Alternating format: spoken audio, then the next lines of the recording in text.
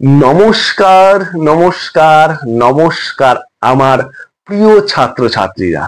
আশা করছি তোমরা প্রত্যেকে খুব ভালো আছো এবং আমি সুমন লাহা লক্ষ্য নবোদয় কোচিং সেন্টার পক্ষ থেকে তোমাদেরকে আরো একবার স্বাগত। দেখো, আজকের ক্লাসে আমরা শিখব মেন্টাল অ্যাবিলিটি বা মানসিক যোগ্যতার প্রথম অধ্যায় অড ম্যান আউট। এই অড ম্যান আউটের উপর আজকে আমরা প্রথম ক্লাস করব। অড ম্যান আউট, যাকে বাংলায় আমরা বলি অসম আকৃতি, বা আর একটা নাম আছে, সেটা হচ্ছে বেমানান চিত্র। বেমানান চিত্র,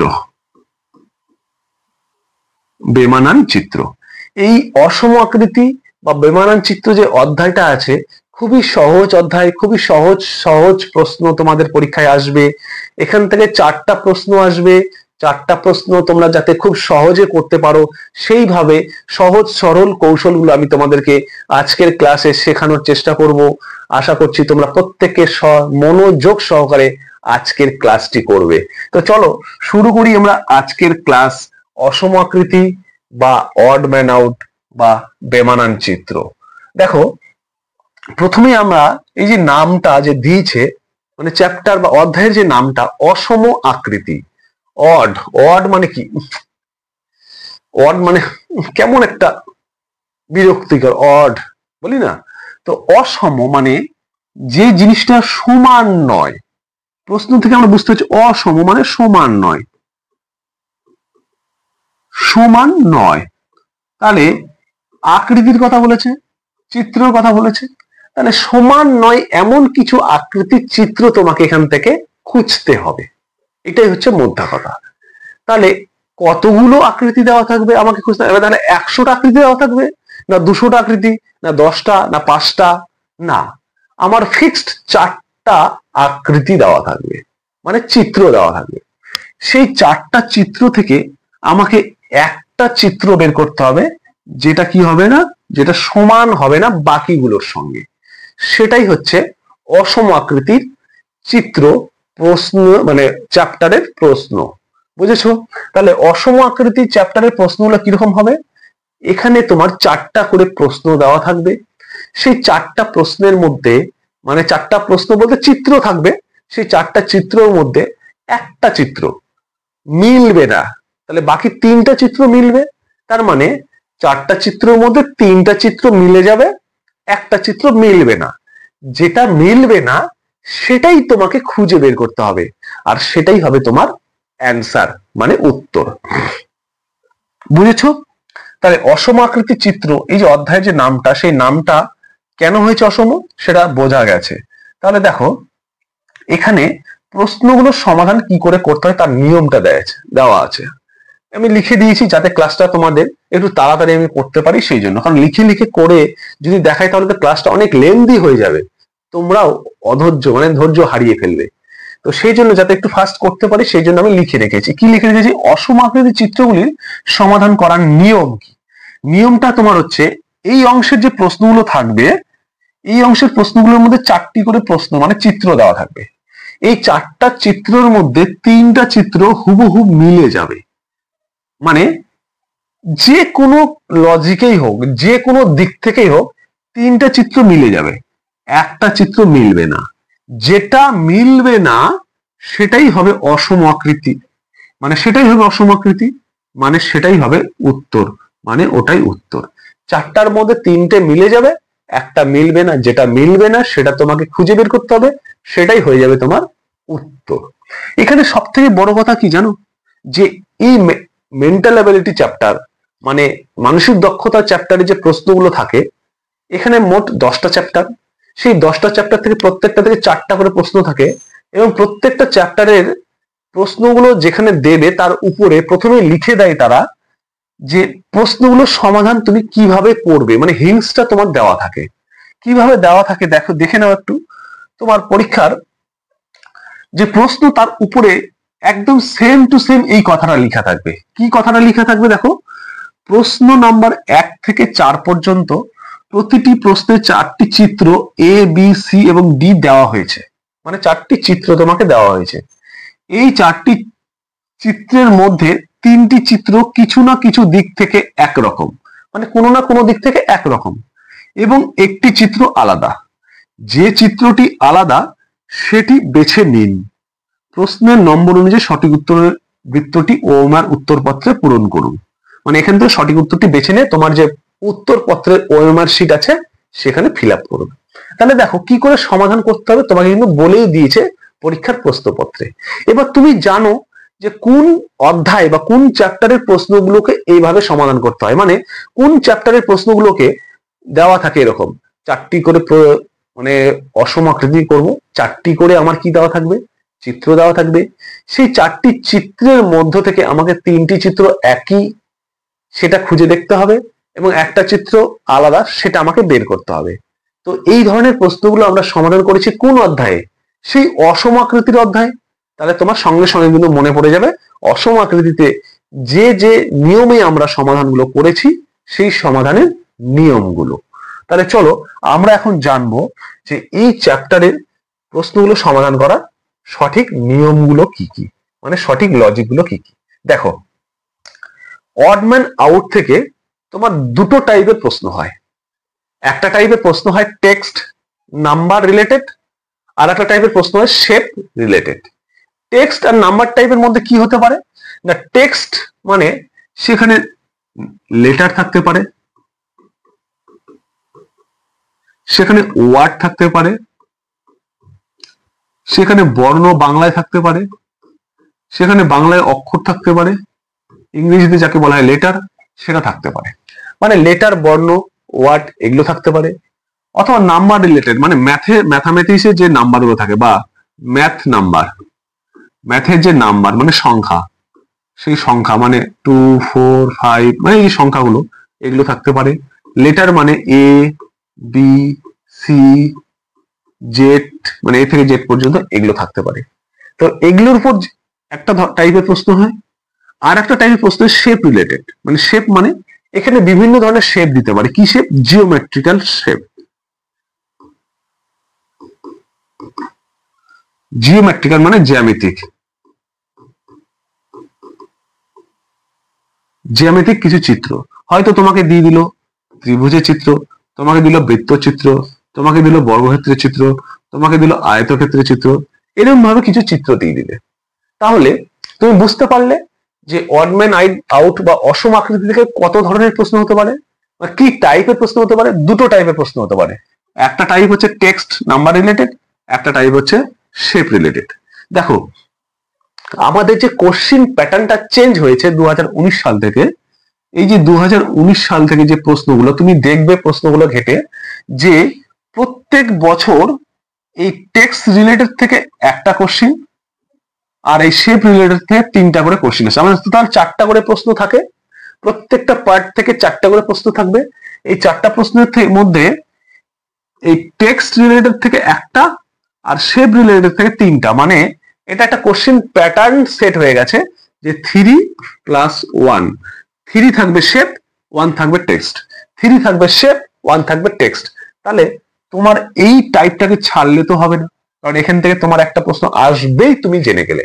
তুমি প্রশ্নগুলো একটু দেখবে, প্রশ্নপত্র প্রিভিয়াস ইয়ারে মানে 19 20 21 22 23 24 দেখবে, এগুলোতে একটা করে তোমার টেক্সট নাম্বার রিলেটেড থেকে এসছে আর 3টে করে শেপ রিলেটেড থেকে আসছে।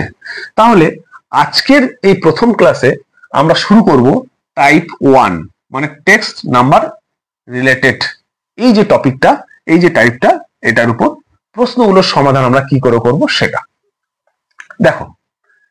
এই যে টেক্সট এবং নাম্বার রিলেটেড মানে শব্দ এবং বর্ণ অক্ষর এগুলোর উপর ভিত্তি করে আবার 4 রকমের প্রশ্ন হতে পারে তোমার।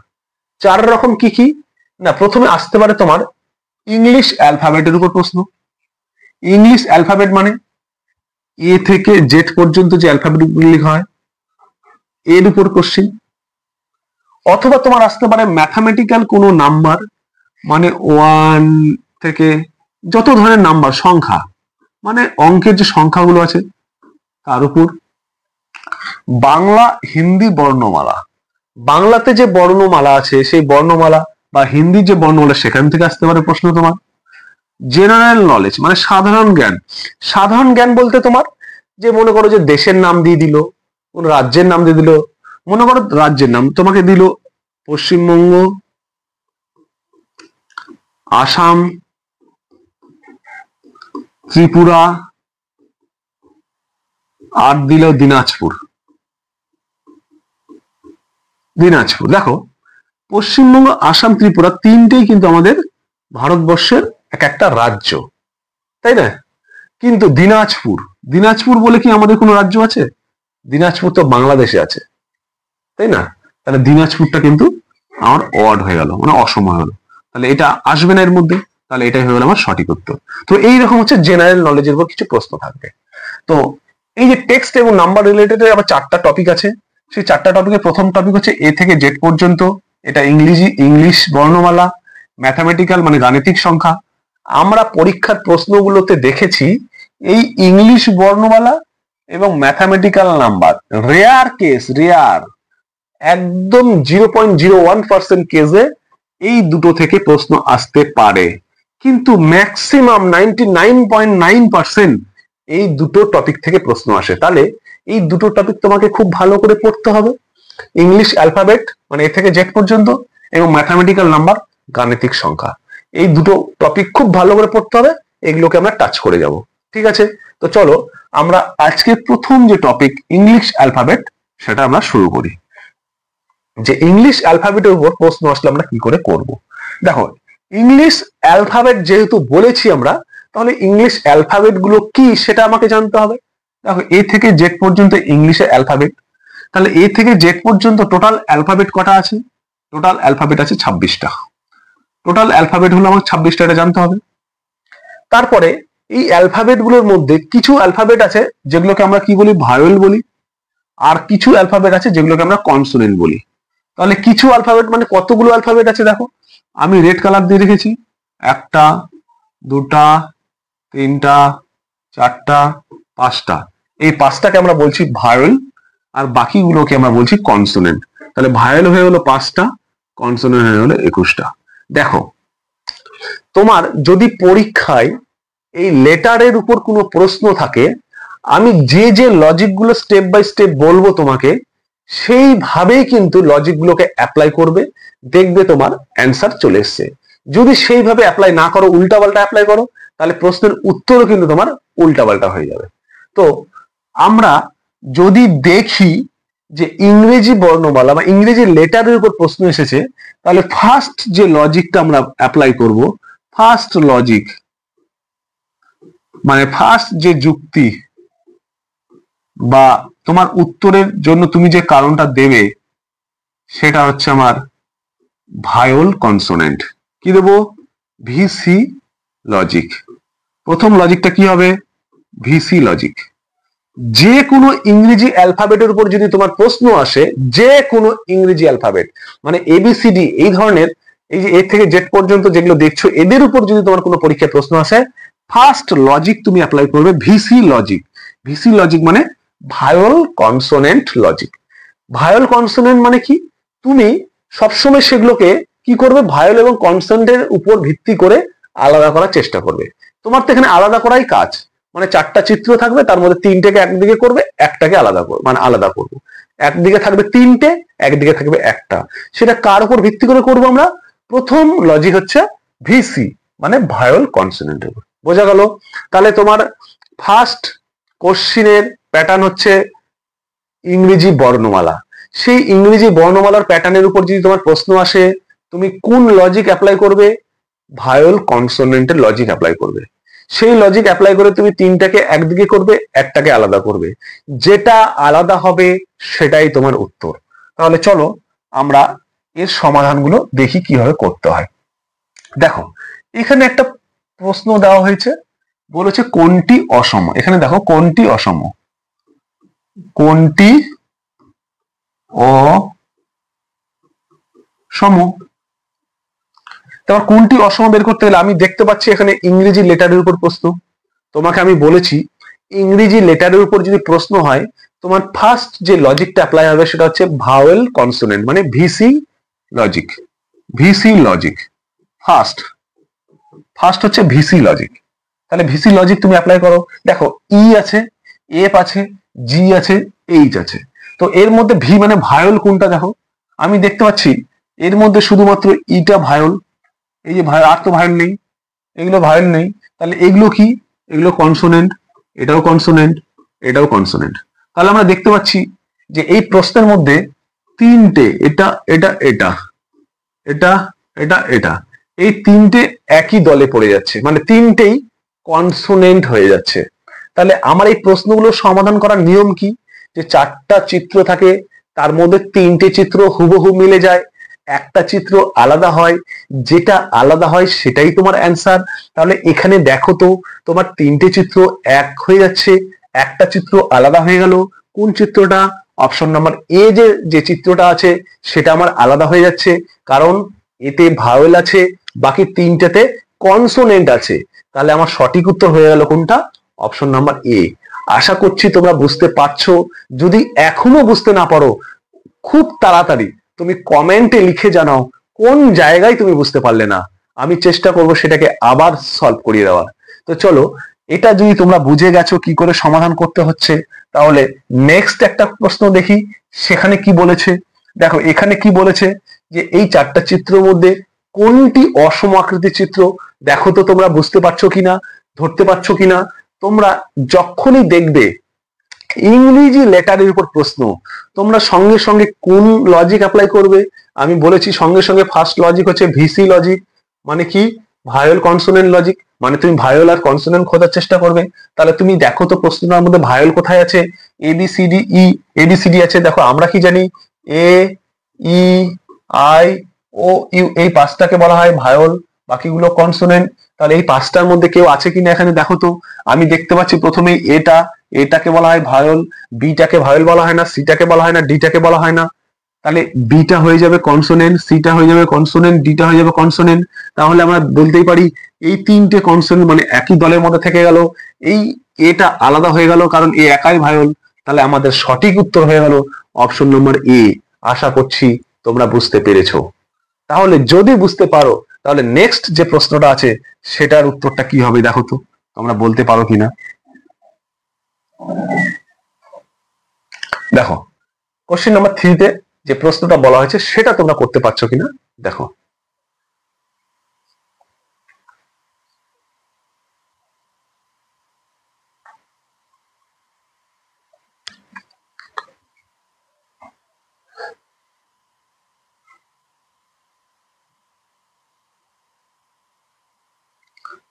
দেখো দেখো দেখো, আচ্ছা তোমরা অ্যান্সার দিয়েছো প্রত্যেকে। কি অ্যান্সার দিয়েছো? এখানে তোমরা দেখতে পাচ্ছ ইংরেজি লেটার আছে। তাহলে আমরা কোন লজিক অ্যাপ্লাই করব? VC logic. তাহলে ভিসি লজিক মানে ভায়োল, খুঁজবো ভায়োল আছে কিনা।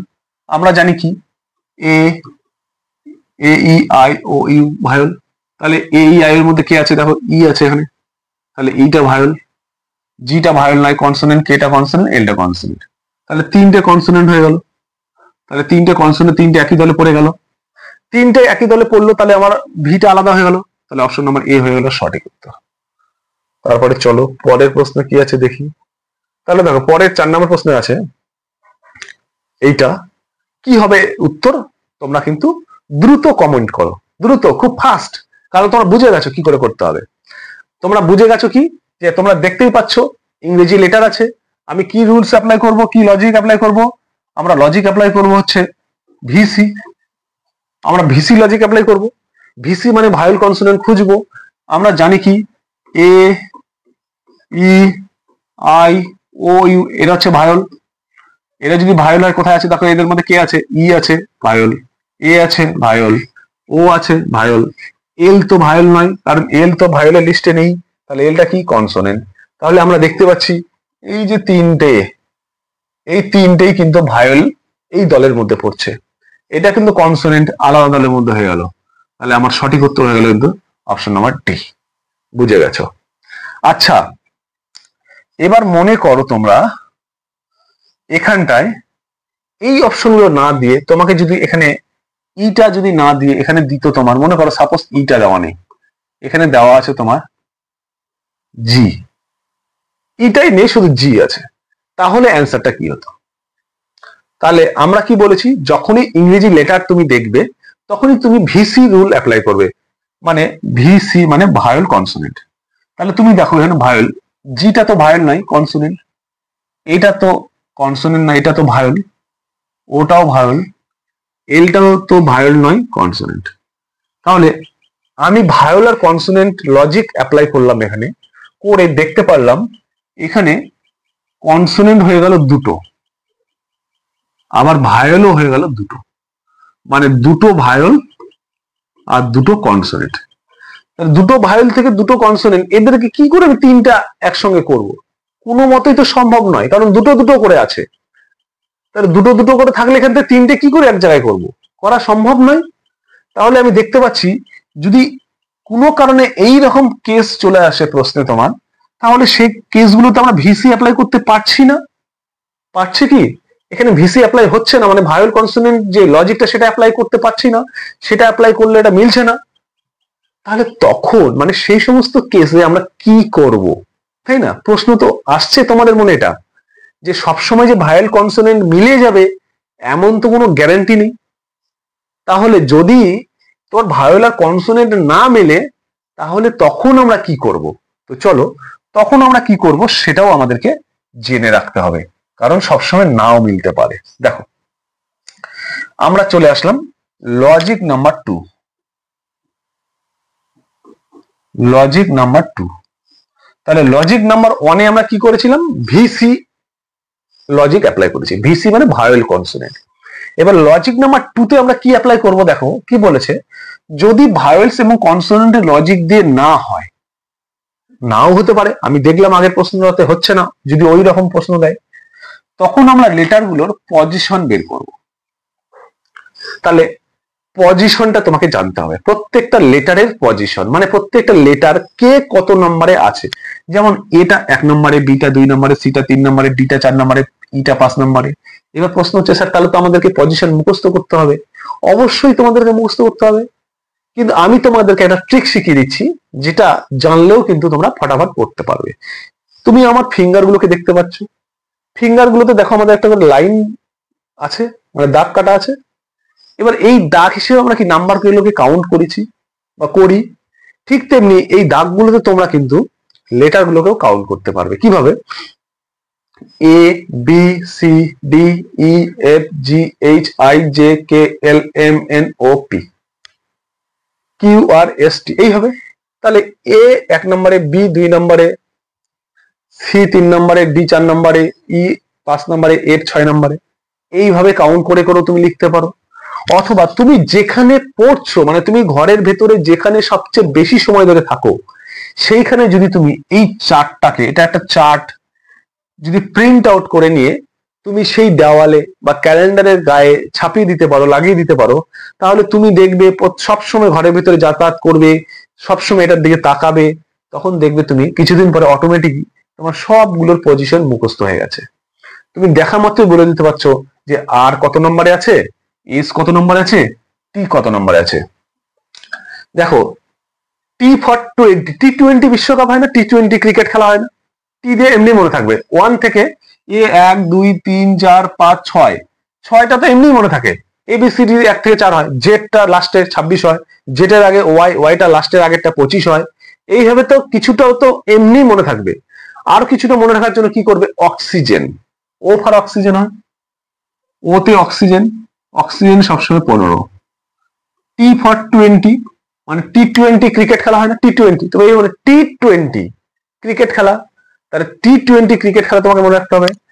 তুমি মনে রাখতে হবে এই হবে mat, M A T, mat.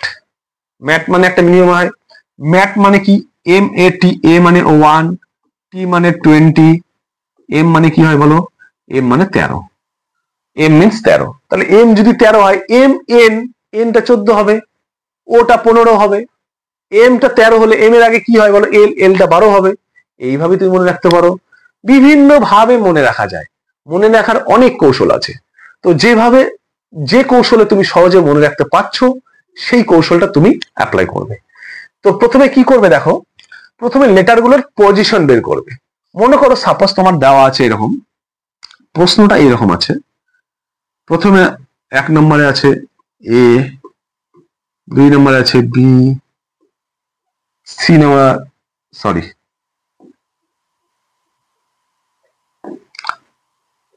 3 নম্বরে আছে সি, 4 নম্বরে আছে ডি, এরকম প্রশ্নটা আছে। এবার কি করবে তুমি, ফার্স্ট লজিক হচ্ছে ভায়োল কনসোনেন্ট, স্টেপ বাই স্টেপ, কখনোই কিন্তু স্টেপ জাম্প করবে না। তাহলে ভায়োল কনসোনেন্ট যখন তুমি করছো তাহলে সেটাতে হচ্ছে না, তুমি দেখতে পাচ্ছ, তাহলে নেক্সট মানে 2 নম্বর লজিকে চলে আসো। 2 নম্বর লজিক কি, যে লেটার গুলোর পজিশন তোমাকে বের করতে হবে। তাহলে লেটার গুলোর পজিশন গুলো কি তুমি বের করে লিখবে, পাশে পাশে লিখে রাখবে। এর পজিশন 1 লিখে রাখলে, বির পজিশন 2 লিখে রাখলে, সির পজিশন 3 লিখে রাখলে, আর ডি এর পজিশন 4 লিখে রাখলে। এবার লেখা হয়ে গেল। এবার লেখা হয়ে যাওয়ার পর যে কাজটা তোমাকে করতে হবে, সেখানে একটু ম্যাথামেটিক্যাল মানে ম্যাথের কিছু কনসেপ্ট তোমাকে কাজে লাগাতে হবে। কি কনসেপ্ট কাজে লাগাতে হবে, দেখো পর পর আমি লিখে দিয়েছি, তুমি পর পর কনসেপ্ট গুলোকে অ্যাপ্লাই করবে, কোনোটা কিন্তু স্টেপ জাম্প করবে না। প্রথমে কি দেখবে, নাম্বারগুলো লেখার পর দেখবে নাম্বারগুলো জোড় না বিজোড়, মানে জোড় বা বিজোড় এটা দিয়ে আলাদা করা যাচ্ছে কিনা। তাহলে দেখলে জোড় বিজোড়, এই জোড় বিজোড় দিয়ে দেখলে যদি অ্যাপ্লাই আলাদা করা যাচ্ছে তাহলে সেখানেই অ্যান্সার হয়ে গেল। যদি দেখা হলো জোড় দেও হচ্ছে না, বিজোড় দেও হচ্ছে না, তাহলে তুমি চলে যাবে মৌলিক সংখ্যায়। এবার তুমি করবে কি, মৌলিক। দেখা গেল তুমি মৌলিক দিয়েও করতে পারছো না, তাহলে তুমি চলে যাবে যৌগিক। তাহলে যৌগিক দিয়ে যদি হয়ে যায় তাহলে সেখানে অ্যান্সার কমপ্লিট। যদি দেখা গেল তোমার জোড় দিয়ে হলো না, বিজোড় দিয়ে হলো না, মৌলিক দিয়ে হলো না, যৌগিক দিয়েও হলো না, তখন তুমি চলে যাবে স্কোয়ার। স্কোয়ারের বাংলা হচ্ছে বর্গ, মানে বর্গ করে করে দেখতে হবে। বর্গ মানে হচ্ছে একই সংখ্যা 2 বার গুণ, একই সংখ্যা 2 বার, একই সংখ্যা 2 বার গুণ স্কোয়ার। তারপর বলছে স্কোয়ার রুট, তারপর বলছে কিউব মানে ঘন, মানে বর্গ যেমন বলছে একই সংখ্যা 2 বার গুণ, মানে 2 এর বর্গ করলে 2 গুণ 2 করতে হবে, 3 এর বর্গ করলে 3 গুণ 3 করতে হবে, 10 এর বর্গ করতে হলে 10 গুণ 10 করতে হবে, মানে 2 বার গুণ করতে হবে। ঠিক তেমনি ঘন মানে হচ্ছে একই সংখ্যা 3 বার গুণ করতে হবে, মানে যদি 2 এর ঘন বলে তাহলে 2 কে 2 গুণ 2 গুণ 2 করতে হবে। যদি 4 এর ঘন বলে তাহলে 3 বার গুণ করতে হবে, 4 গুণ 4 গুণ 4 করতে হবে। এইভাবে ঘন বের করতে হবে। তো এইভাবে প্রত্যেকটা লজিক তোমাকে কিন্তু আবার অ্যাপ্লাই করতে হবে। কি, জোড় বিজোড় মৌলিক যৌগিক বর্গ বর্গমূল ঘন ঘনমূল, এদের মধ্যে দেখবে যে কোনো একটা দিয়েই তোমার অ্যান্সার চলে আসছে। এতদূর যেতেই হবে না, খুব বেশি হলে তোমার জোড় বিজোড় মৌলিক যৌগিক, মৌলিকেই বেশিরভাগ হয়ে যায়।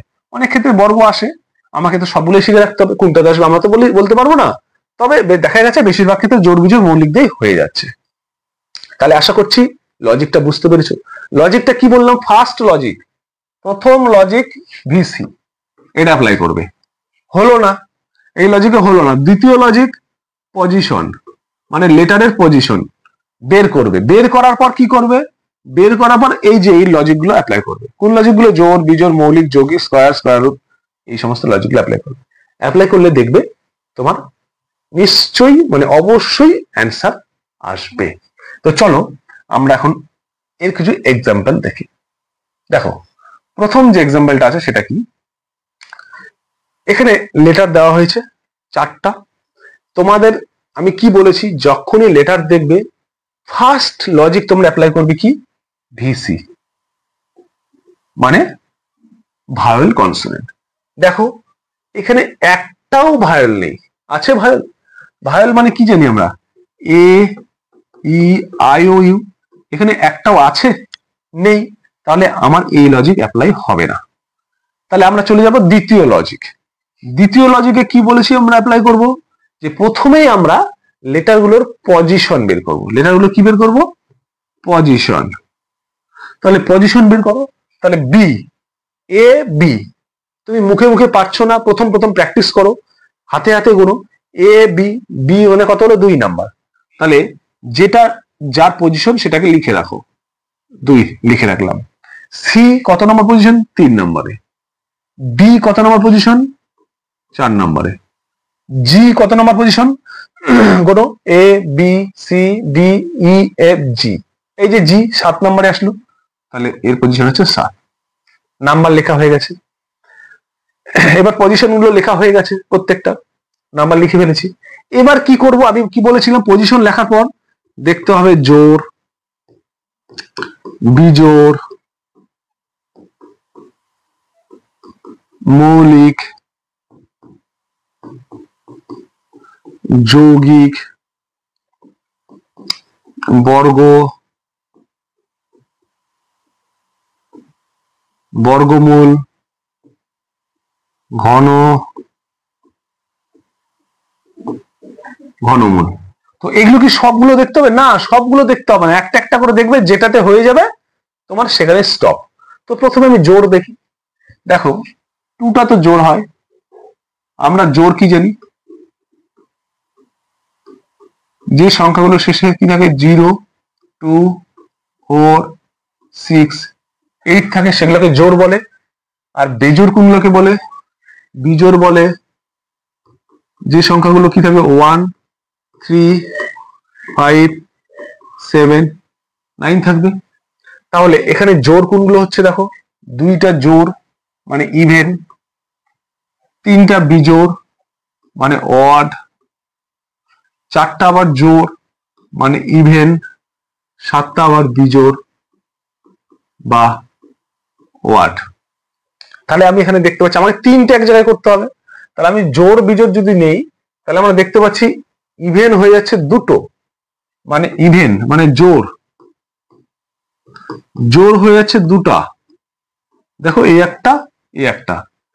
আর বিজোড়, বিজোড়ও হয়ে যাচ্ছে এই একটা 2টা।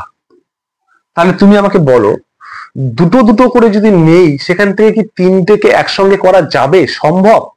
কোনোদিনও সম্ভব নয়। তাহলে আমার জোড় বিজোড় এটা দিয়ে হচ্ছে না। তাহলে আমাকে কোথায় যেতে হবে? মৌলিকে। তাহলে দেখো মৌলিক, আমরা মৌলিক সংখ্যা কাকে বলে তো জানি, এবং কোনগুলো মৌলিক সংখ্যা তোমাকে 1 to 100 পর্যন্ত ঝরঝরা মুখস্থ রাখতে হবে। 1 থেকে 100 এর মধ্যে মৌলিক সংখ্যা কোনগুলো, মানে যে সংখ্যাগুলোকে 1 মানে 1 এবং সেই সংখ্যা ছাড়া, মানে যে সংখ্যা 1 এবং সেই সংখ্যা ছাড়া আর কোনো রকম অন্য কোনো গুণনীয়ক থাকে না, তার মানে 1 এবং সেই সংখ্যা ছাড়া অন্য কোনো সংখ্যা দ্বারা ভাগ করা যায় না, সেগুলোকে মৌলিক সংখ্যা বলে। তাহলে সেগুলো কি হয়? সেগুলো হয় 2, 3, 5, 7, 11, 13, এইভাবে চলতে থাকে। যখন আমরা মৌলিক সংখ্যা যদি তোমরা না জেনে থাকো, আমি যখন তোমার অঙ্কের মধ্যে মৌলিক সংখ্যা টপিকটা করাবো, তখন পুরো চার্টটা তোমাদেরকে দিয়ে দেবো। ওই চার্টটা যদি তোমাদের মুখস্থ করে রাখো, তাহলে কিন্তু যে কোনো সংখ্যা দেখা মাত্রই বলতে পারবে সেটা মৌলিক না যৌগিক। তাহলে আমি এখানে বেসিক প্রথমে কিছু লিখে দিলাম, 2, 3, 5, 7, 11, 13, এরা হচ্ছে মৌলিক সংখ্যা। তাহলে দেখো এখানে মৌলিক সংখ্যা আছে কিনা, যদি থাকে কোনগুলোকে মৌলিক সংখ্যা বলা হয়? 2টা মৌলিক সংখ্যা মানে প্রাইম নাম্বার, 3টা মৌলিক সংখ্যা মানে প্রাইম নাম্বার, 4টা, এই 4, দেখো 4কে আমি লিখেছি, 4 মৌলিক সংখ্যা না, কারণ 4কে ভাঙানো যায়। 4কে কি ভাঙানো যায়? মানে ভাগ করা যায়, 1 দিয়ে ভাগ করা যায়, 2 দিয়ে ভাগ করা যায়, আবার 4 দিয়ে ভাগ করা যায়। আমরা কি বলেছি? শুধুমাত্র দুটো থাকতে হবে, সেই সংখ্যা এবং 1, মানে 4, এই 4 এবং 1, এটা যদি থাকতো তাহলে কিন্তু মৌলিক হতো। যেহেতু এই দুটো বাদ দিয়েও আর একটা থাকছে, সেই জন্য এটার যৌগিক মানে মৌলিক হচ্ছে না। যেমন 3-এ দেখো 1 দিয়ে করা যাবে আর 3 দিয়ে করা যাবে, আর কোনো কিছু দিয়ে করা যাবে না। যেহেতু দুটো হচ্ছে সেই জন্য এটা মৌলিক। কিন্তু এখানে দুটোর পরও আর একটা বেশি পাচ্ছি, কত? 2, সেই জন্য এটা মৌলিক নয়। এটা কি এখানে যৌগিক মানে কম্পোসাইট মানে যৌগিক। তারপরে চলো ডি নম্বরে কি আছে? 7। 7টা কি? দেখো 7টা প্রাইম, কারণ এরও দুটো আছে, 7টা প্রাইম। তাহলে দেখো এখানে প্রাইম কটা পেলাম? এখানে প্রাইম 1টা, 2টা, একটা 3টা। তাহলে প্রাইম এখানে পেয়ে গেলাম 3টা, আর কম্পোসাইট মানে যৌগিক এখানে পেয়ে গেলাম 1টা। তাহলে 3টা দেখো মৌলিক সংখ্যা, 1টা যৌগিক সংখ্যা, মানে 3টে মৌলিক সংখ্যা একই তলে পড়বে আর একটা যৌগিক সংখ্যা আলাদা হয়ে যাবে। তাহলে আমাদের সঠিক উত্তর কোনটা হবে? দেখো সঠিক উত্তর হয়ে গেল আমার অপশন নাম্বার ডি, কারণ ডি এ আছে 4, যেটা হলো যৌগিক সংখ্যা। নিশ্চয়ই আশা করছি তোমরা বুঝে গেছো কিভাবে করতে হচ্ছে। স্টেপ গুলোকে তোমরা খুব ভালো করে বুঝে নাও। স্টেপ গুলো যদি একবার বুঝে যাও, তোমরা অটোমেটিক অ্যান্সার করতে পারবে। কি স্টেপ? প্রথমে ভায়োল কনসোনেন্ট লজিক, তারপরে পজিশন নাম্বার লেখা, সেই পজিশনের নাম্বারগুলোকে স্টেপ বাই স্টেপ চেক করা, জোড় হচ্ছে না বিজোড় হচ্ছে, মৌলিক হচ্ছে না যৌগিক হচ্ছে, বর্গ হচ্ছে না বর্গমূল হচ্ছে, ঘন হচ্ছে না ঘনমূল হচ্ছে। যদি তোমরা এটা বুঝে গেছো তাহলে চলো নেক্সট একটা এক্সাম্পল দেখি। কি সেই এক্সাম্পলটা এখানে আছে? দেখো 4টা লেটার দেওয়া আছে।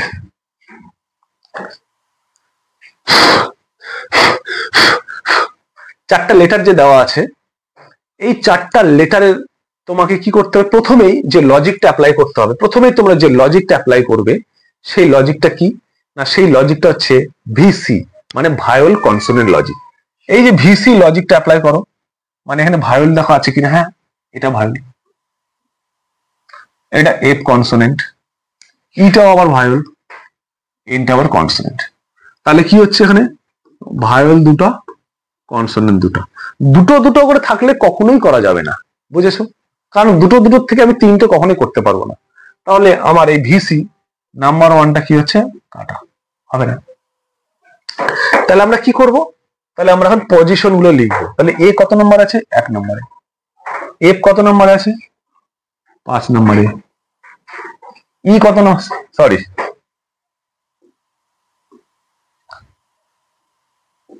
এফ আছে 6 নম্বরে। ই কত নম্বরে আছে? 5 নম্বরে। এম কত নম্বরে আছে? এম আমরা কি বলেছিলাম? M A T, T for 20, T20 এই মনে, T20 এই মনে রাখবে। এম ফর 13, তাহলে এম এর পর কি হয়? এন হয়, তাহলে এন নিশ্চয়ই 14 হয়ে যাবে। 14, তাহলে আমার কি পেয়ে গেলাম? 1 6 5 14। তাহলে আমি নাম্বার গুলো লিখে ফেলেছি। এবার আমরা কি চেক করব? জোড় না বিজোড়। যদি জোড় বিজোড় নেই তাহলে এটা অড হবে, এটা ইভেন হবে, এটা অড হবে, এটা ইভেন হবে। তাহলে দেখো দুটো দুটো করে এখানে হচ্ছে, জোড় বিজোড়, দুটো দুটো জোড় দুটো বিজোড়, তাহলে দুটো করে হলে কখনোই হবে না। তাহলে আমরা মৌলিক সংখ্যা যৌগিক সংখ্যা ভাববো। তাহলে দেখো মৌলিক সংখ্যা এবং যৌগিক সংখ্যা যদি আমরা ভাবি, তাহলে প্রথমে 1 আছে, 1টা না মৌলিক,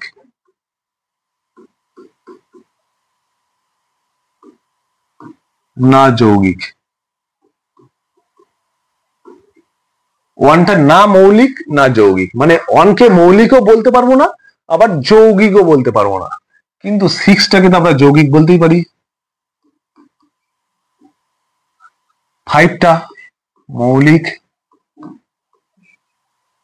আবার 14টা যৌগিক। দেখো আমি লজিক সব লিখে দিলাম।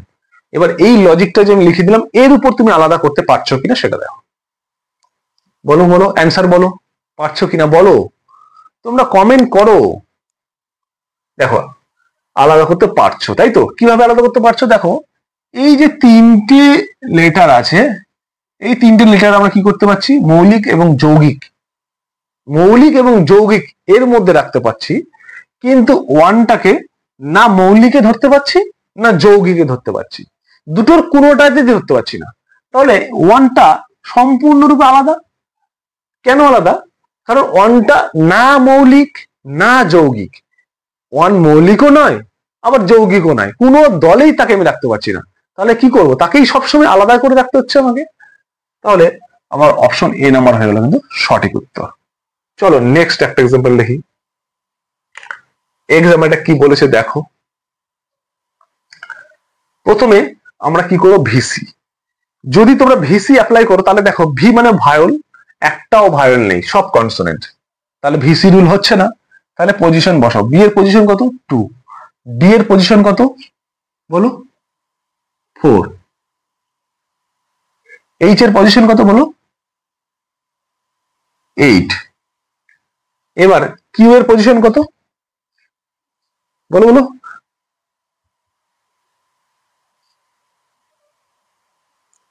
কিউ এর পজিশন বলো।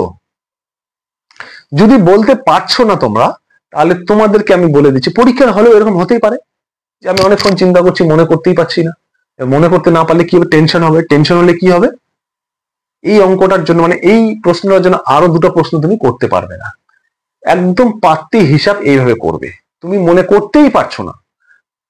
এ B C D E F G H I J K L M N O P Q, Q, বোঝা গেল? কিউ কোথায় আসলাম? 16 তারপরে 17 আমি এসে কিউ পেলাম, তাহলে আমাকে এখানে বসাতে হবে 17 হয়ে গেল। এবার তুমি কি করবে? এবার তুমি ওই যে আমার নাম্বারগুলো পজিশন নাম্বার লেখা হয়ে গেছে, এবার আমি কি করব? জোড় বিজোড় মৌলিক যৌগিক বর্গ বর্গমূল ঘন ঘনমূল চেক করব। তাহলে এবার করে ফেলো, আমি তো এখানে সব লিখে দিয়েছি তোমাদেরকে। বলো অ্যান্সার কি হবে? দেখো 2টা কি হচ্ছে? জোড় হচ্ছে। 4টা কি হচ্ছে? জোড় হচ্ছে। 8টা কি হচ্ছে? জোড় হচ্ছে। কিন্তু 17টা কি হচ্ছে বলো? বিজোড়। তাহলে আমরা দেখতেই পাচ্ছি এ বি আর সি এই 3টে অপশনে যে চিত্রটা আছে, এটা 3জনে কি জোড়, এরা 3জনে জোড়, আর এ একাই কিন্তু বিজোড়। তাহলে আমার সঠিক উত্তরটি কি হয়ে যাবে বলো? সঠিক উত্তরটি অপশন নম্বর ডি। সঠিক উত্তরটি অপশন নম্বর ডি হয়ে যাবে। ডি তে আমার সঠিক উত্তর। বুঝেছো কি করে করলাম? চলো নেক্সট কি আছে দেখো। তুমি এখানে দেখেই বুঝতে পারছো যেখানে ভিসি মানে ভায়োল কনসোনেন্ট রুলস অ্যাপ্লাই হবে না, কারণ এখানে ভায়োল আর কনসোনেন্ট কি হচ্ছে এখানে নেই, এখানে নাম্বার দেওয়া আছে, পজিশন দেওয়া আছে। দেখো এ যেখানে থাকে তার পজিশন হচ্ছে 1, এ 1 এ থাকে তাহলে 1 এর পজিশন দেওয়া আছে, সি 3 তে থাকে 3 এর পজিশন দেওয়া আছে, পি কি 5 এ থাকে একটু চিন্তা করো, এফ 6 এ থাকে 6 এর পজিশন দেওয়া আছে। এটা ঠিক আছে তার পজিশন, এটাও ঠিক আছে তার পজিশন, এটাও ঠিক আছে তার পজিশন, কিন্তু P A B C D E এখানে থাকতে লাগতো ই, তাহলে এর পজিশনটা ঠিক হতো, কিন্তু পি এর কি পজিশন 5? নিশ্চয়ই না। তাহলে পি এর পজিশন যদি 5 না হয় তাহলে আমার এটাই কি হচ্ছে, এই 3টা থেকে আলাদা হয়ে যাচ্ছে, এই 3টা একই হয়ে যাচ্ছে, আর এটা আলাদা। তাহলে সঠিক উত্তর আমার হয়ে গেল অপশন নাম্বার সি। এবার তোমরা একটু বোঝার চেষ্টা করো, দেখা গেল এমন হচ্ছে কিরকম, তোমার ভিসিতেও হচ্ছে না, আবার আমরা যে পজিশন গুলো লিখছি সেই পজিশন গুলো লেখার পরও আমার কিন্তু জোড় বিজোড় মৌলিক যৌগিক বর্গ বর্গমূল ঘন ঘনমূল দিয়েও হচ্ছে না। তখন আমরা কি করব? দেখো তখন আমরা কি করব, তখন আমরা চলে যাব রুল নাম্বার 3। তাহলে রুল নাম্বার 1 এ ছিল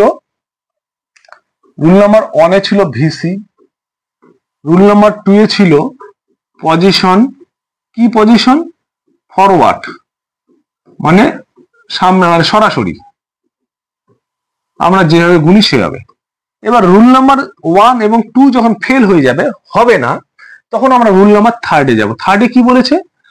3 এও আমরা পজিশন করব, মানে পজিশন গুলো লিখবো, কিন্তু সেই পজিশন গুলো কি লিখবো? উল্টা দিক থেকে গুনবো। তাহলে উল্টা দিক থেকে গুনলে কি হবে? আমরা সোজা দিক থেকে যদি গুনি তাহলে এ 1 হয়, তাহলে উল্টা দিক থেকে গুনলে এ 26 হয়ে যাবে।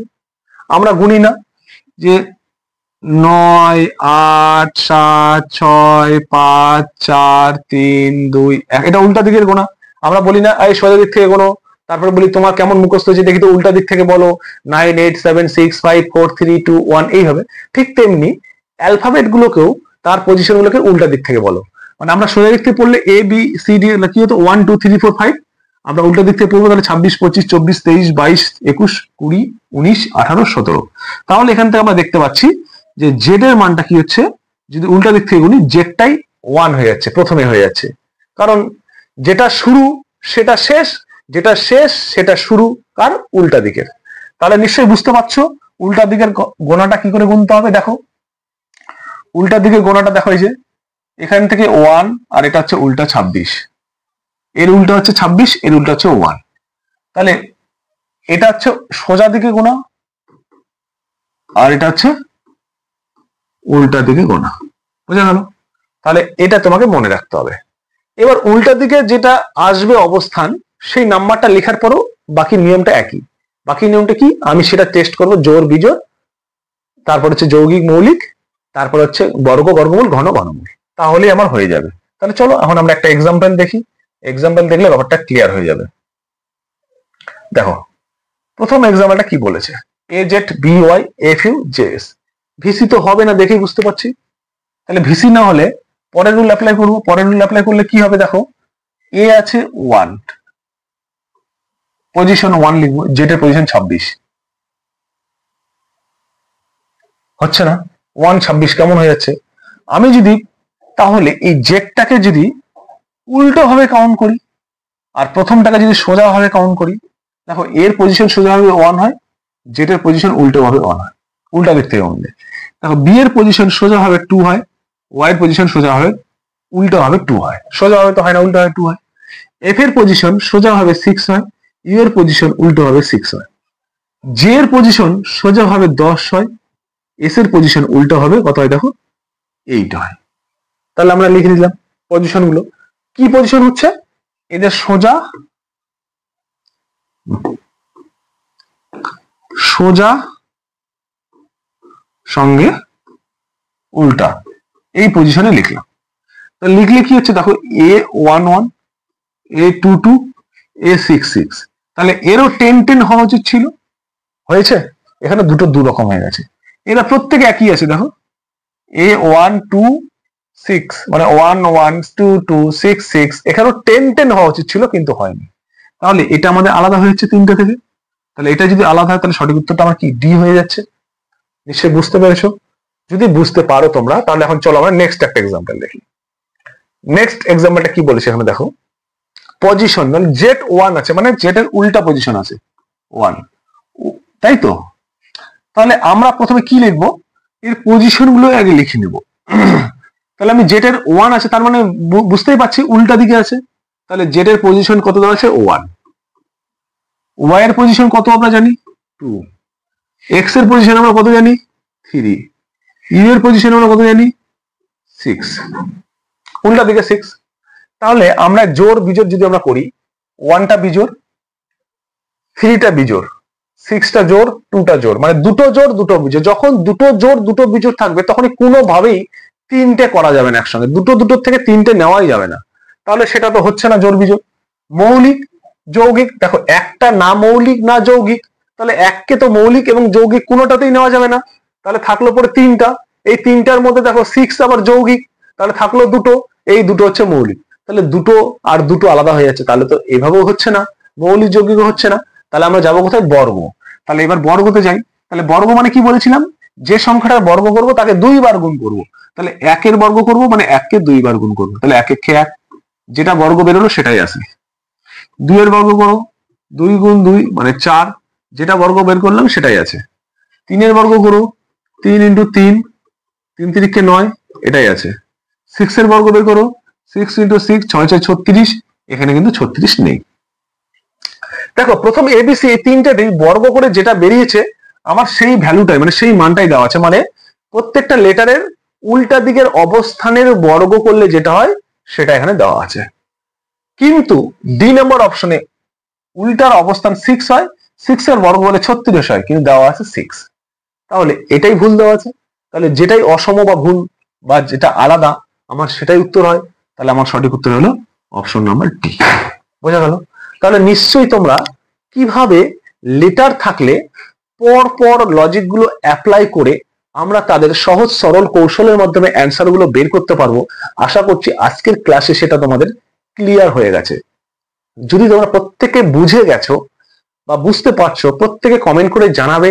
যদি ভিডিওটা ভালো লাগে বন্ধুদের সঙ্গে শেয়ার করে দেবে। চ্যানেলে নতুন হলে অবশ্যই কিন্তু চ্যানেলটাকে সাবস্ক্রাইব করবে।